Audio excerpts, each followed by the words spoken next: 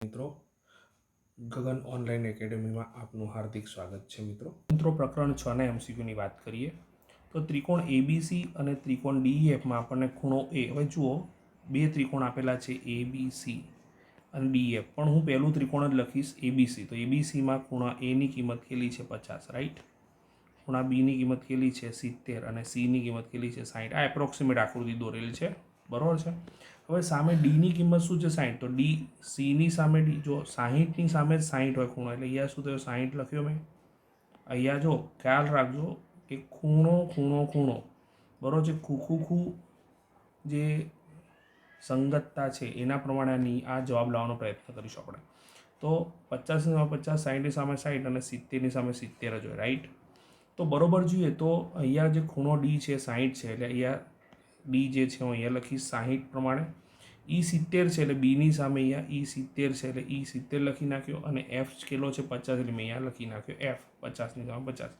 તો તમે જોઈ શકો છો કે એબીસી, હું ત્રિકોણ એબીસીની સામે મને કોઈ ત્રિકોણ મળેલો છે એફ ઈ ડી. જો ક્રમ આ જ પ્રમાણે એ બી સી આ પ્રમાણે ક્રમ છે, બરાબર. તો એ જ પ્રમાણે જઈશું એફ ઈ ડી, બરાબર છે. તો અહીંયા શું આવશે, સમરૂપની નિશાની છે અને લખીશું ત્રિકોણ એફ ઈ ડી. તો તમે સમજી શકો છો કે કયો ઓપ્શન આવશે, યસ, એક્સેલન્ટ. ઓપ્શન નંબર જે બી છે એ આપણા પ્રશ્નોનો શું થશે, જવાબ થશે. નેક્સ્ટ બીજા એમસીક્યુ તરફ જઈશું હવે આપણે. ત્યારબાદનો મિત્રો જે બીજો એમસીક્યુ છે એની અંદર આપણને એ બી સી સમરૂપ ડીએફ આપી જ દીધેલું છે. મેં સીધું લખી નાખ્યું એબીસી સમરૂપ ડીએફ, બરાબર છે. સમરૂપતા આપેલી જ છે એટલે સંગતતા એ જ પ્રમાણે છે. તો એની કિંમત કેટલી છે મિત્રો 45 છે. કેટલી છે 45. તો સ્વાભાવિક છે ડીની કિંમત પણ શું થશે 45 જ થશે, કેમ કે સમરૂપતા છે. હવે ઈની કિંમત આપણા જોડે કેટલી છે મિત્રો 56 છે. તો સ્વાભાવિક છે સમરૂપ છે બંને આકૃતિ, તો અહીંયા બીની કિંમત પણ શું થશે 56 જ થશે. તો રહ્યો મિત્રો કયો ખૂણો સી. તો મિત્રો આપણે જાણીએ છીએ કે ત્રીજો ખૂણો શોધવા માટે આપણે શું કરવું પડશે, યસ, ત્રિકોણના ત્રણેય ખૂણાનો સરવાળો શું થશે 180 થશે. તો ખૂણો એ વત્તા ખૂણો બી વત્તા ખૂણો સી બરાબર 180 થાય મિત્રો. તો ખૂણા એની કિંમત કેટલી છે આપણા જોડે 45 છે. કેટલી છે 45. ખૂણા બીની કિંમત કેટલી છે 56 અને ખૂણો સી એમનો એમ લખ્યો અને સામે લખે 180. હવે મિત્રો આ બંનેનો સરવાળો કહ્યું તો 6 અને 5 11 વધી પડી 1, 5 ને 4 9 ને 1 10 એટલે 101 થશે. સરવાળો 100 થયો. ખૂણો સી બરાબર 180. હવે આપણે આને આગળ વધારીએ ગણતરીને. તો ફરીથી એકવાર જો આ ફરીથી નિયમ સમીકરણના લાગુ પડે જ છે, બરોબરના ડાબી બાજુ જઈએ કે જમણી બાજુ જઈએ તો ધન હોય તો ઋણ, ઋણ હોય તો ધન. તો ખૂણો સી બરોબર અહીંયા શું થશે 180 ઓછા 101. તો બાદબાકી કરીશું મિત્રો તો આપણને કેટલા મળશે 79 મળશે. તો ડાયરેક્ટ ખબર પડે છે. હવે આ બધી બાદબાકી તો તમને આવડશે જ, ના આવડે તો તમે એક વસ્તુ વિચારો, એકને સાઈડમાં મૂકો તો 180માંથી 100 જાય એટલે 80, અને હજુ એક બીજા જાય એટલે કેટલા થઈ જશે 79. તો આપણો જવાબ કયો આવશે, વિભાગ એટલે કે ઓપ્શન નંબર ડી જે છે 79 આવશે. નેક્સ્ટ પ્રશ્ન તરફ જઈએ મિત્રો.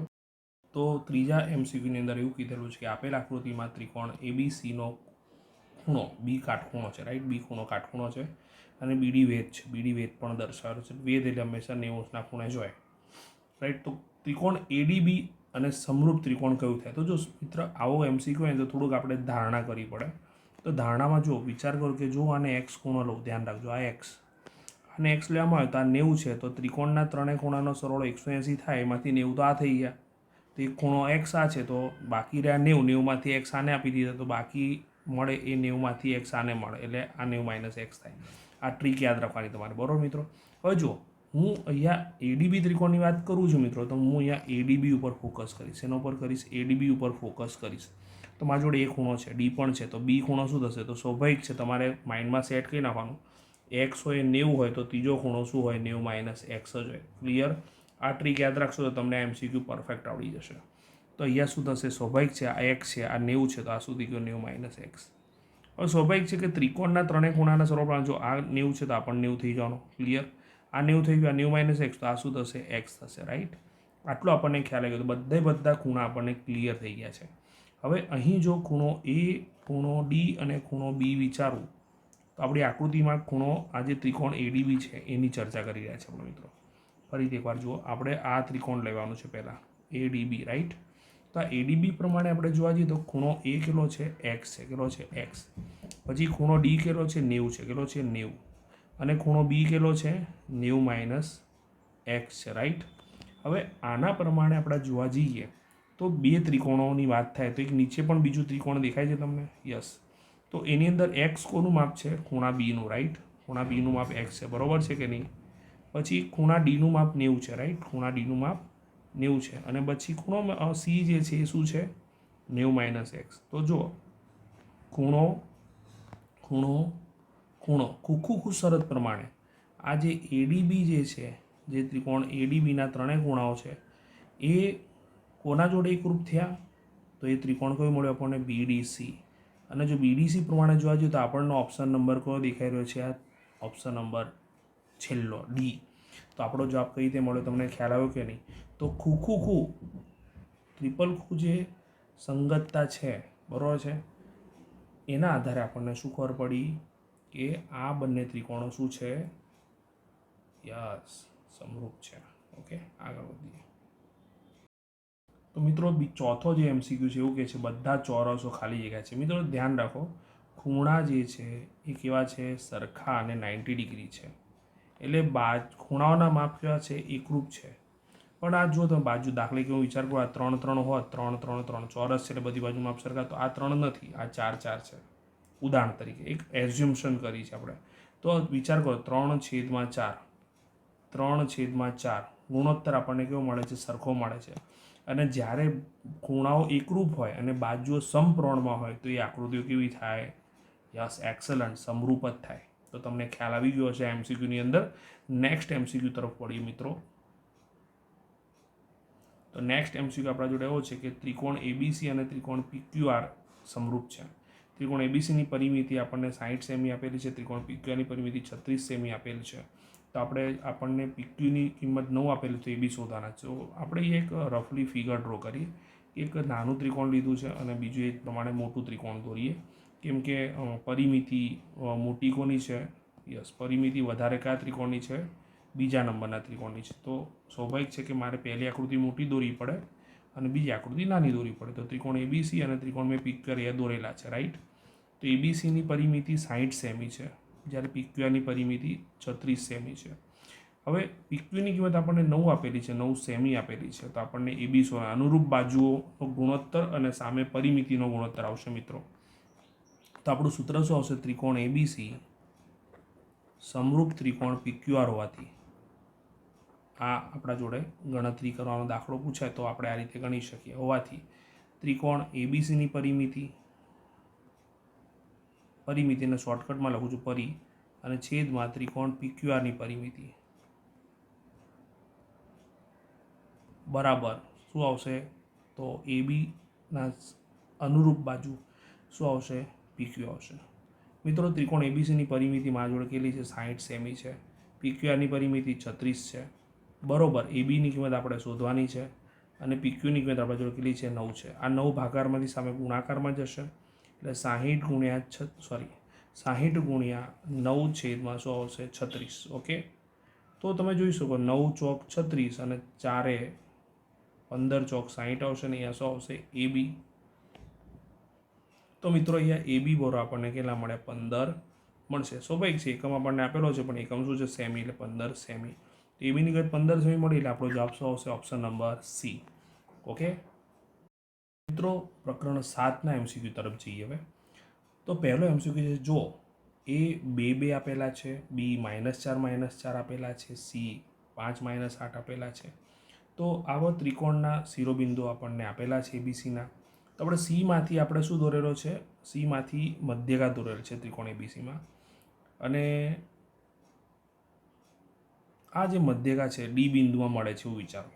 તો આ આપણે મધ્યગાની લંબાઈ શોધવાની છે. આમ જોવા જઈએ તો આ ખરેખરમાં બહુ મોટો એમસીક્યુ આપી દીધેલો છે આ લોકોએ, પણ કંઈ વાંધો નહીં. પણ એક વસ્તુ યાદ રાખો, જો હું કોઈ બિંદુમાંથી સામેની બાજુ પર મધ્યગા દોરું છું તો એ મધ્યગા અમે સામેની બાજુના બે સરખા ભાગમાં વિભાજિત કરે છે, એટલે એને દુભાગે. એટલે મધ્યગા અમે સામેની બાજુને દુભાગે. તો આપણે જોવા જઈએ તો ડી એ શું થશે? મધ્ય બિંદુ થશે એ બી રેખાખંડનું. તો એ લખીશું કે બિંદુ ડી છે એના અહીંયા અમે XY આપી દઉં છું, બરાબર છે? બિંદુ ડી XY એ કોનું મધ્યબિંદુ થશે? એ બી રેખાખંડનું મધ્યબિંદુ થશે, રાઈટ? મધ્યબિંદુ થાય. હવે હું મધ્યબિંદુના યામ શું તો ડી એક્સ વાયના મારે યામ શોધવા છે, તો મારે શું કરવું પડે, એ બી રેખાખંડના એ બીના મધ્યબિંદુના યામ શોધવા છે, એટલે આપણે એ અને બી બિંદુ લઈશું. તો એ અને જે બી છે એના એક્સ યામનો સરવાળો ભાગ્યા 2 એટલે 2 + -4 ભાગ્યા 2. એ જ પ્રમાણે આ એક્સ યામ લીધો, એ જ પ્રમાણે વાય યામ લઈએ તો એમાં પણ સેમ જ છે, 2 + -4 ભાગ્યા 2. તો એ જોવા જઈએ તો -2 ભાગ્યા 2 થશે. સ્વાભાવિક છે, 4માંથી 2 તો 2, કેમ કે એક ધન છે ને એક ઋણ છે એટલે બાદબાકી થશે, મોટા નિશાની ઋણ આવશે. ઋણ છે એટલે જવાબમાં ઋણ આવશે. -2 ભાગ્યા 2 -2 ભાગ્યા 2 એટલે આપણને જવાબ શું મળે, -1 -1. તો આપણને ડીના એમ મળી ગયા મિત્રો, અને ડીના એમ મળી જાય એટલે મધ્યગાની લંબાઈ સીધી મળી જાય. તો મધ્યગાની લંબાઈ એ આપણા માટે શું છે, એડી મધ્યગા છે. અને સ્વાભાવિક છે કે મધ્યગાની લંબાઈ શોધવા માટે અંતર સૂત્ર વાપરીશું. તો હવે ડીના એમ અહીંયા આપણને શું મળી ગયા, -1 -1. તો બંનેના એક્સ યામ જે છે એના તફાવતનો વર્ગ વત્તા બંનેના વાય યામના તફાવતનો વર્ગ. તો જુઓ વાય યામ શું છે, -1 -8 એને મેં પ્લસ કરી નાખ્યા, એનો વર્ગ લીધો અને આખો જે જવાબ છે એનું શું કરવાનો આવશે, વર્ગમૂળ કરવાનો આવશે. શું કરવાનો આવશે, વર્ગમૂળ. તો એ -1 ને -5 એટલે -6 થઈ જશે, એટલે -6 નો વર્ગ. 8માંથી 1 જશે એટલે 7, ધન જ આવશે એટલે 7નો વર્ગ. અને આનું આપણે શું આવશે, વર્ગમૂળ આવશે. શું આવશે, વર્ગમૂળ આવશે. 6નો વર્ગ 36 થશે મિત્રો, 7નો વર્ગ 49 થશે. અને જો આનો હું સરવાળો કરું તો મને સરવાળો કેટલો મળશે, વિચાર કરો. તો જો 6 ને 9 15, વધી પડી 1, 4 ને 3 7 ને 1 8, તો વર્ગમૂળમાં 85. તો મિત્રો તમને ખબર પડી ગઈ હશે કે ઓપ્શન નંબર સી જે છે આપણો શું થશે, જવાબ થશે. રાઈટ. તો મધ્યગાની લંબાઈ આ રીતે. તો તમે જોઈ શકો તમારી સામે કે આ 2 માર્કનો દાખલો છે, 2 થી 3 માર્કનો ને MCQમાં પૂછ્યો છે. તો એટલા માટે તમે આ ડીપમાં તૈયાર કરજો, MCQની જગ્યાએ દાખલામાં પણ પૂછાઈ શકે. તો મિત્રો બીજો MCQ પણ એવો જ મોટો છે, પણ પૂછી શકે 1 માર્કમાં, કેમ કે ઝડપથી ગણી શકાય. પણ 2 માર્કમાં પૂછે તો તમારે મેથડ યાદ રાખવાની. યાદ રાખો, સમાંતર બાજુ ચતુષ્કોણ, મેં અહીંયા શોર્ટકટમાં લખ્યું છે સબાચો. પણ સમાંતર બાજુ ચતુષ્કોણના શિરોબિંદુ હોય તો સમાંતર બાજુ ચતુષ્કોણમાં હું વિકર્ણોને બનાવું, સામસામેના બિંદુને જોડીને વિકર્ણો બનાવું, તો વિકર્ણો પરસ્પર દુભાગે છે. અને દુભાગે એટલે બંનેના મધ્યબિંદુના એમ કેવા સરખા હોય. કેવા હોય, સરખા હોય. એટલે આપણે ચોખવટ કરી રહ્યા છીએ કે PR રેખાખંડના મધ્યબિંદુના યામ, PR રેખાખંડના મધ્યબિંદુના યામ એટલે કે મધ્યબિંદુ અને QS રેખાખંડનું મધ્યબિંદુ એ બંને કેવા છે, સરખા હશે. તો બંનેના આપણે એક્સ યામનો સરવાળો ભાગ્યા 2 લઈશું, એટલે 2, ધ્યાન રાખજો, PRમાં લઉં છું 2 + 3 ભાગ્યા 2, રાઈટ. પછી 4 + 6 ભાગ્યા 2, રાઈટ. 4 + 6 ભાગ્યા 2 આપણે PRના મધ્યબિંદુને એમ લીધા. પછી QSના લીધો 0 + 5 ભાગ્યા 2, રાઈટ. 0 + 5 ભાગ્યા 2 અને સામે 3 + y ભાગ્યા 2. હવે મિત્રો આમાં એક વસ્તુ યાદ રાખવાનું, આપણે ફક્ત વાય શોધવાના છે. અને વાય શોધવાના છે એટલે આપણે આખો દાખલો ગણવાની જરૂર નથી, માત્ર આપણે એના બંનેના વાય યામ જ સરખાઈએ. શું સરખાઈએ, વાય યામ. તો શું થશે, 4 ને 6 10 થઈ જશે, ભાગ્યા 2 બરાબર 3 + y ભાગ્યા 2. ઓકે, આ વિચાર કરો, આ 2 સામે જ હતા બરાબર, 2 સામે જ હતા, તો ઉપર નીચે 2 2 ઉડી જતા, એની જગ્યાએ મેં 2 2 અહીંયા જોડાઈ દીધા. અને આને થોડુંક વ્યવસ્થિત લખી નાખ્યું, 3 + y બરાબર 10. હવે 10 સામે જશે મિત્રો એટલે શું થઈ જશે, સોરી 3 સામે જશે એટલે શું થઈ જશે, માઇનસ થઈ જશે, એટલે 10 - 3. તો 10માંથી 3 જશે એટલે આપણને શું મળશે, y બરાબર 7. તો તમને ખ્યાલ આવી ગયો હશે કયો ઓપ્શન આવશે મિત્રો, યસ, એક્સલન્ટ. પહેલો ઓપ્શન જે છે એ આપણો શું છે, સાચો જવાબ છે. નેક્સ્ટ ત્રીજા MCQ તરફ જઈએ મિત્રો. તો આ જે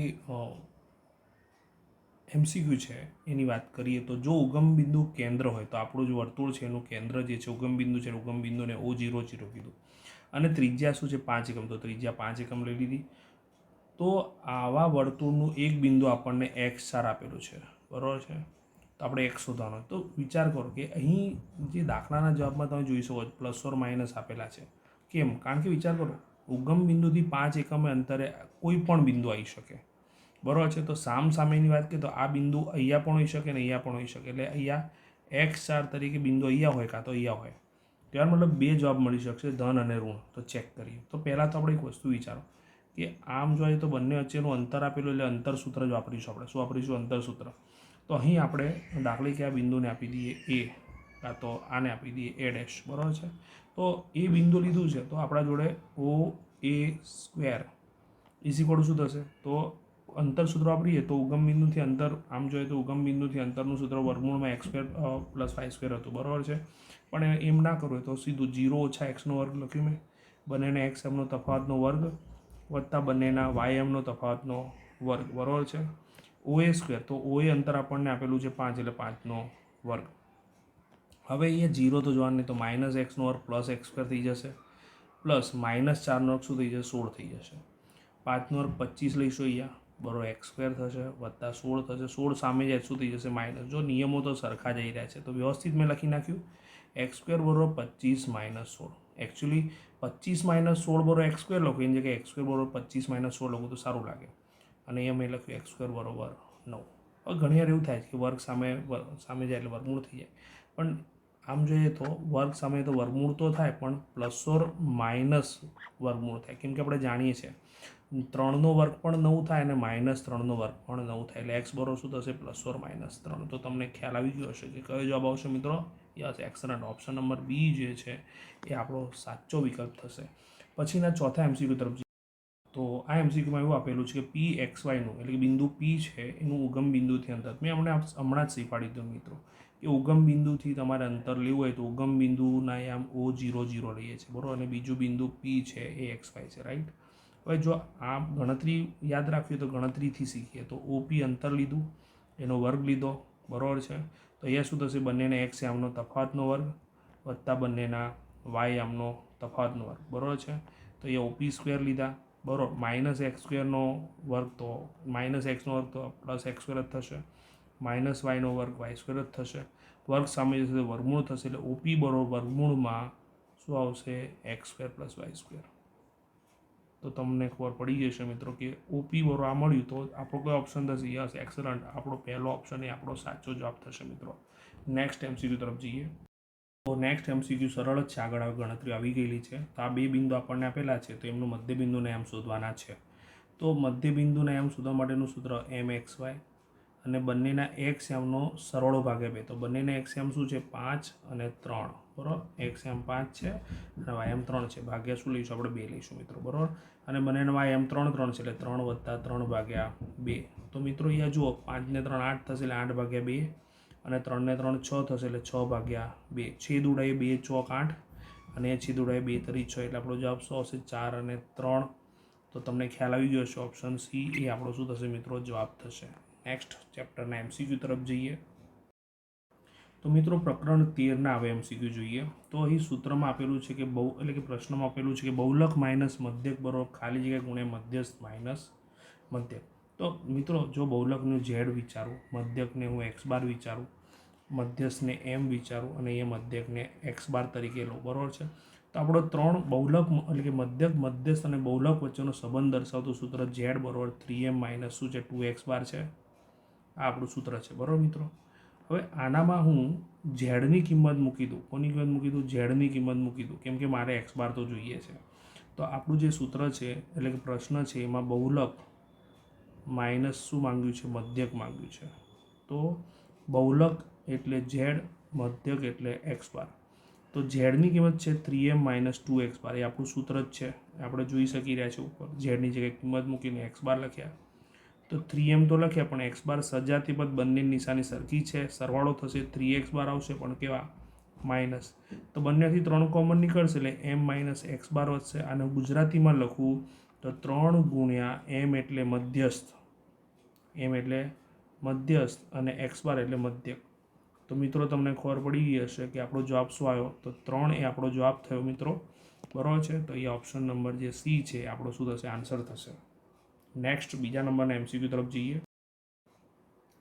કોઈ આપેલ આવૃત્તિ વિતરણ માટે મધ્યસ્થ એટલે કે મધ્યસ્થનો m વડે દર્શાવું 13.2 છે અને મધ્યક x બાર એ શું છે 15.3 છે. મિત્રો હમણાં જ મેં ઉપરના MCQમાં તમને બહુલકનું સૂત્ર કીધું, એટલે કે મધ્યક, મધ્યસ્થ અને બહુલકના આંતર સંબંધ દર્શાવતું સૂત્ર શું હતું 3m - 2x બાર Z બરોબર. ઓકે, તો 3 એમની કિંમત મારા જોડે 13.2 છે, ઓકે, -2 કરીને x બારની કિંમત મારા જોડે 15.3 છે. જો હું ગુણાકાર કરું તો 3 દુ 6 થશે, 13 તરી 39, ડાયરેક્ટ ગુણાકાર કર્યો, તમે આરામથી કરી શકો છો ગુણાકાર. 2 તરી 6, 15 દુ 30 એટલે કે 30, 39.6 માંથી 30.6 જાય તો જો 6 માંથી 6 જાય તો 0, 9 માંથી 0 જાય એટલે 9 અને 3 માંથી 3 જાય 0. તો તમે સમજી શકો છો કે આપણો જવાબ ઝેડનો શું આવ્યો 9 આવ્યો.